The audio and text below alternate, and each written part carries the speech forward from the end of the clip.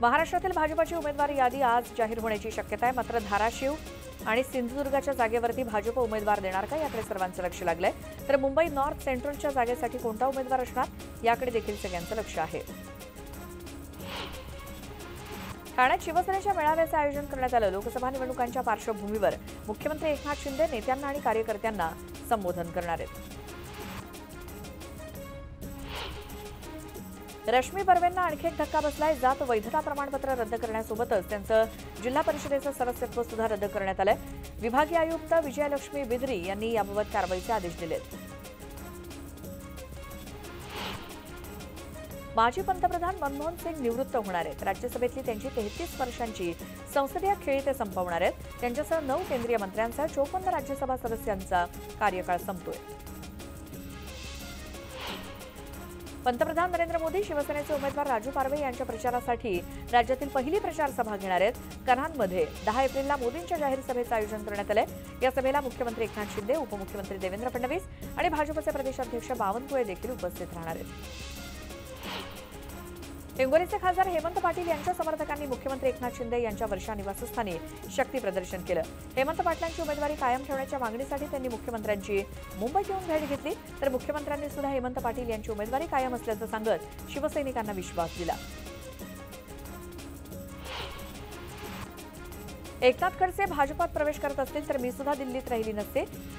अशा पक्षानं मला उमेदवारी दिली आहे, त्याबाबत काही किंतु परंतु असेल तर पक्षाचा आदेश पाळणं हे माझं कर्तव्य आहे। मात्र एकनाथ खडसेंच्या भाजप प्रवेशाबाबत फक्त चर्चा आहेत, अजून कोणतीही स्पष्टता मिळालेली नाही असं वक्तव्य रक्षा खडसेंनी केलं।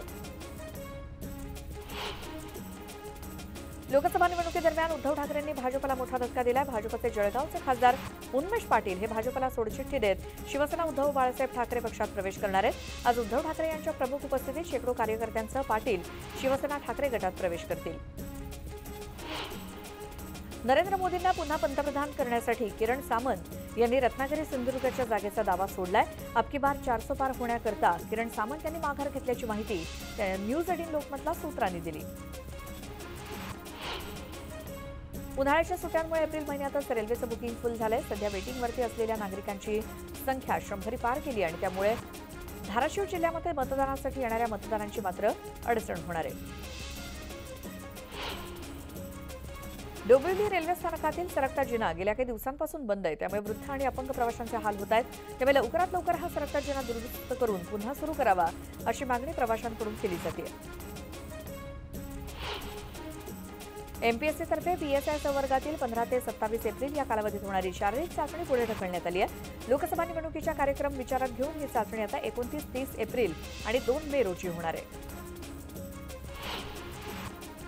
पुण्यातील रस्त्यावरती 15 वर्षांपेक्षा जुनी तब्बल लाखभर वाहनं पुनर्नोंदणी न करता बेकायदा धावत आहेत। प्रादेशिक परिवहन कार्यालयाच्या आकडेवारीनुसार पुण्यामध्ये पुनर्नोंदणी न झालेली 1,08,000 वाहनं आहेत। मात्र आरटीओ मात्र यावरती बघ्याची भूमिका घेत असल्याचं पाहायला मिळतंय। भारतीय विज्ञान शिक्षण आणि संशोधन संस्था म्हणजेच आयसरची ॲप्टिट्यूड टेस्ट 9 जूनला घेण्यात येणार आहे आणि या प्रवेश परीक्षेसाठीची नोंदणी प्रक्रिया सुरू करण्यात आली असून ऑनलाईन अर्जांसाठी अंतिम मुदत 13 मे आहे। भारतीय राष्ट्रीय महामार्ग प्राधिकरणाकडून दरवर्षी 1 एप्रिलला टोलवाढ केली जाते। मात्र यंदा लोकसभा निवडणुकीमुळे पथकर दरात वाढ करण्याचा निर्णय पुढे ढकलण्यात आलाय। आचारसंहितेमुळे पथकर दरात वाढ करता येत नसल्याचं प्राधिकरणाचं म्हणणं आहे। येत्या पावसाळ्यात मुंबईतील रस्त्यावरती खड्डे पडू नयेत म्हणून मुंबई महानगरपालिका प्रशासन कामाला लागलंय। खड्डे बुजवण्यासाठी निविदा तयार करण्याचं काम सुरू करण्यात आलं असून निवडणूक आयोगाची परवानगी घेऊन लवकरच निविदा प्रक्रिया राबवण्यात येणार आहे आणि रस्त्यावरती खड्डे राहू नयेत म्हणून पावसाळ्यापूर्वी मुंबईतील सगळ्या रस्त्यांचं सर्वेक्षण केलं जाणार आहे।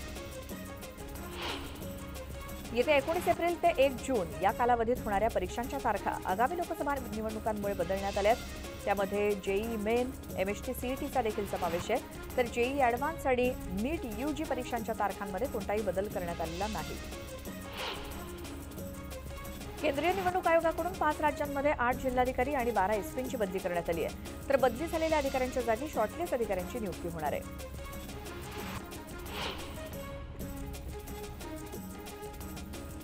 एमएमआरडीएच्या अटल सेतू प्रकल्पामुळे नवी मुंबई पालिका आणि सिडकोच्या महसुलात मोठी वाढ होणार आहे। आमच्यामुळे तुमचं उत्पन्न वाढलं, त्यामुळे वाढीव महसुलातील 25% वाटा आम्हाला द्या अशी मागणी एमएमआरडीएनं मुंबई पालिका आणि सिडकोकडे केली आहे।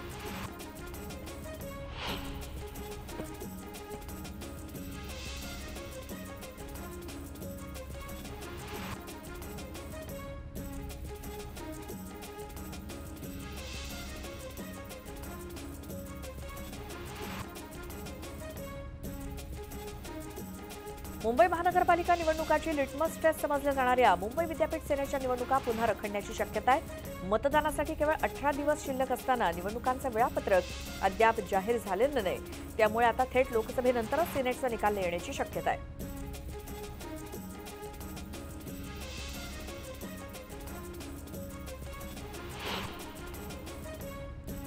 एप्रिलच्या सुरुवातीलाच वाढत्या उकाड्यामुळे मुंबईकर हैराण झाले. त्यामुळे उन्हापासून वाचण्यासाठी मुंबईकरांनी एसी लोकलकडे धाव घेतली आहे. 1 एप्रिलला पश्चिम रेल्वेवर 3561 प्रवाशांनी एसी लोकलचा पास काढलाय.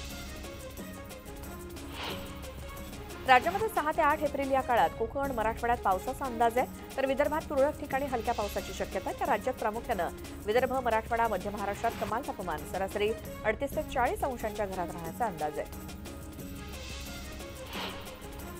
विदर्भातील तापमान चांगलंच वाढलंय. नागपुरात तापमानाचा पारा 41 पार गेल्यानं नागपूरकरांना उन्हाचे चटके सहन करावे लागत आहेत. एप्रिल महिन्याच्या सुरुवातीलाच तापमानात इतकी वाढ झाल्यानं नागरिक हैराण झालेत. तर पुढील 48 तासात उन्हाचा पारा आणखी वाढण्याची शक्यता आहे. देशातील काही बाजारांमध्ये कापूस भावात क्विंटल मागे 100 रुपयांपर्यंत सुधारणा दिसून आली. कापसाला सरासरी 7400 ते 7800 रुपयांचा भाव मिळतोय आणि यापुढच्या काळात देखील कापसाच्या भावातील चढ उतार सुरू राहतील. मात्र दरात वाढ अपेक्षित आहे असा अंदाज कापूस बाजारातील अभ्यासकांनी व्यक्त केलाय. राज्यातील बाजारामध्ये सोयाबीनच्या दरात क्विंटल मागे 50 रुपयांपर्यंत चढ उतार दिसत आहेत. बाजारातील सोयाबीन आवक सध्या सरासरीपेक्षा जास्त दिसते. तर बाजार समितीत सोयाबीनला सरासरी 4300 ते 4500 रुपयांच्या दरम्यान भाव मिळतोय. सोयाबीन बाजारातील ही स्थिती आणखी काही दिवस कायम राहू शकते असा अंदाज कापूस बाजारातील अभ्यासकांनी व्यक्त केला. बाजारात आल्याला सध्या चांगली मागणी आहे. त्यातच बाजारातील आवक मागील काही आठवड्यांपासून स्थिर दिसते आणि त्यामुळे आल्याचे भाव देखील टिकून आहेत. आल्याची सरासरी भाव पातळी 7000 ते 11000 रुपयांच्या दरम्यान आहे. आल्याची ही भाव पातळी आणखी काही दिवस टिकून राहू शकते असा अंदाज व्यापारी व्यक्त करत आहेत. ज्वारीची बाजारातील आवक दिवसेंदिवस वाढत असल्यामुळे ज्वारीच्या दरात काहीशी घट झाली आहे. ज्वारीला सध्या वाण आणि गुणवत्तेनुसार सरासरी 2500 ते 4000 रुपयांच्या दरम्यान भाव मिळतोय. ज्वारीच्या भावावरील दबाव आणखी काही दिवस राहू शकतो असा अंदाज ज्वारी बाजारातील अभ्यासकांनी व्यक्त केलाय. राज्यातील बाजारात टोमॅटोची आवक वाढल्याचा परिणाम दरावरती दिसून येतो. टोमॅटोची सरासरी भाव पातळी 1000 ते 1200 रुपयांच्या दरम्यान आहे. टोमॅटोचे भाव कमी असल्याचा फटका शेतकऱ्यांना बसतोय. भुसावळ शहरातील सर्व विहिरी आटल्यात. भुसावळकरांचा पाण्याचा प्रश्न आता ऐरणीवरती आलाय. शहरात दर दिवशी 40 टँकरच्या 130 फेऱ्या होत आहेत. जवळपास 24 तासात 6 लाख लिटर पाणी उपसा होतोय. त्यामुळे एप्रिल महिन्यातच ही अवस्था असेल तर मे महिन्यात आणि जून महिन्यात काय होणार, यामुळे भुसावळकरांची चिंता वाढली आहे. गेल्या 3 महिन्यात बेस्टमधील 64,000हून अधिक विनातिकीट प्रवाशांना पकडून 40 लाख रुपये दंड वसूल करण्यात आलाय.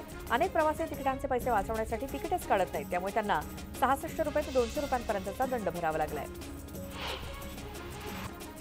भुसावळ रेल्वे स्थानकातील स्टॉलवरून विक्रेत्यांमध्ये वाद सुरू होता आणि हा वाद सोडवण्यासाठी गेलेल्या एका आरपीएफच्या निरीक्षकावरती विक्रेत्यांनीच हल्ला केला. यात एक कर्मचारी जखमी झाला आणि या प्रकरणी 10 ते 15 अवैध विक्रेत्यांविरोधात पोलीस ठाण्यात गुन्हा दाखल झालाय. उल्हासनगरच्या नेताजी चौकामध्ये एका सरबत विक्रेत्यावर तलवारीनं वार करण्यात आले. तसंच त्याच्या हातगाडीचं देखील नुकसान करण्यात आलं. पूर्व वैमनस्यातून हा हल्ला केल्याचं बोललं जात आहे. भर चौकात तलवारीनं हल्ला केल्यामुळे व्यापाऱ्यांमध्ये दहशत पसरली आहे आणि या प्रकरणी हिल्लाईन पोलिसांनी घटनास्थळावरून तलवार जप्त केली असून गुन्हा दाखल झालाय. पोलीस भरती करून देतो असं सांगत एका भामट्यानं अनेकांना लुबाडल्याची घटना डोंबिवलीत घडली. त्यानंतर पोलिसांनी गुन्हा दाखल करत आरोपीला सापळा रचून अटक केली. या तपासात त्यानं अनेकांची फसवणूक केल्याचं उघडकीस आलंय. निवडणुकांपूर्वी माओवाद्यांच्या विरोधात सुरू केलेल्या अभियानात विजापूर पोलिसांना 10 माओवाद्यांचा खात्मा करण्यात यश आलंय. पोलिसांनी त्यांच्याकडून इन्सास, LMG अशी अत्याधुनिक शस्त्र देखील जप्त केली आहेत. तर AK-47 सारखी स्वयंचलित शस्त्र सुद्धा जप्त केली आहेत. भिवंडीमधील शांतीनगर परिसरातील KGN चौकामध्ये 2 गटात हाणामारी झाली. वाद वाढल्यानंतर त्यातील एकानं चाकून हल्ला केला. या हल्ल्यात एकाचा दुर्दैवी मृत्यू झालाय तर हाणामारीत 7 जण गंभीर जखमी झालेत. त्यामुळे परिसरात सर्वत्र तणावाचं वातावरण आहे. पोलिसांचा मोठा फौजफाटा देखील तैनात आहे. 6 एप्रिलला भंडारा गोंदियामध्ये अमित शहांच्या होणाऱ्या सभेवरून नाना पटोलेंनी भाजपवरती निशाणा साधला. भंडारा गोंदिया जिल्ह्यातली एकटाच काफी असं म्हणत नाना पटोलेंनी भाजपला डिवचलं. 13 एप्रिल रोजी राहुल गांधींची देखील भंडारा गोंदिया जिल्ह्यात सभा होणार असल्याचं पटोलेंनी सांगितलं. पुणे लोकसभा मतदारसंघातून वंचितकडून वसंत मोरे यांना उमेदवारी देण्यात आली आहे. त्यामुळे आता पुण्यात तिहेरी लढत होणार आहे. वसंत मोरे विरुद्ध मुरलीधर मोहोळ विरुद्ध रवींद्र धंगेकर असा सामना होणार आहे. तर बारामतीत वंचित बहुजन आघाडी उमेदवार देणार नसून वंचित सुप्रिया सुळेंना पाठिंबा देणार आहे. विशाल पाटील मैदानात उतरू देत, मग कळेल दूध का दूध पाणी का पाणी होऊन जाऊ देत असं आव्हान देत सांगलीतील महायुतीचे उमेदवार संजय काका पाटील यांनी काँग्रेसचे इच्छुक उमेदवार विशाल पाटील यांना डोला लगावला. स्टाईलवरून भाषण केल्यानं काही होत नाही असं देखील संजय काका पाटील म्हणाले. आणि बातम्यांसोबतच बुलेटिनमध्ये इथे